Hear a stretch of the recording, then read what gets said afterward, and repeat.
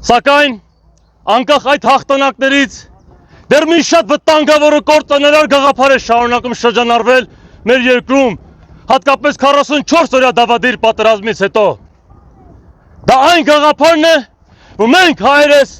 իբր ավելի անվտանգ ու խաղաղ կարող ենք ապրել առանց անկախության, եթե մենք մեր ինքնիշխանությունը ու պետականությունը զիջենք ինչ-որ մի գերտերության։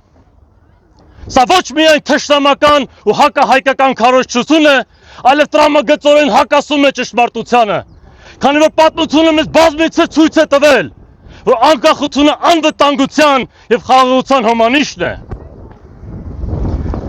Երբ մենք չենք ունեցել անկախություն և ստիպված ենք եղել կռվել ինչ-որ կայսրության համար, անհամեմատ ավելի շատ զոհեր ենք տվել, քան երբ կռվել ենք մեր անկախության համար։ Սրա վառ օրինակ է հենց երկրորդ աշխարհամարտն է, որտեղ 100,000-ավոր մեր հայրենակիցները իրենց հայրենիքի սահմաններից հազարավոր կիլոմետր հեռավորության վրա գնացին, զոհվեցին, կռվելով մի կայսրության շահերի համար, որոնք ամենևին չեն համընկնում մեր ազգի շահերի հետ։ Սա մեզ պարզ ցույց տվեց, որ եթե մենք պատրաստ չենք մեր անկախության համար զոհեր տալ, ապա պետք է պատրաստ լինենք տասնապատիկ զոհեր տալ օտար կայսրությունների համար։ Նա, ով իր անկախությունը զիջում է անվտանգության ու խաղաղության համար, չի ունենա ոչ անկախություն, ոչ անվտանգություն և ոչ էլ հաստատ խաղաղություն։ Հետևաբար,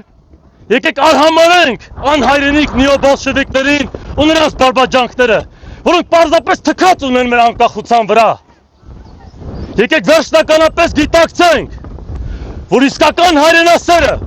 իսկական ազգայնականը, ով իսկապես մտածում է իր ազգի զարգացման ու հայրենիքի բարգավաճման մասին, նա է, ով ամեն գնով պատրաստ է պայքարել իր երկրի անկախության համար։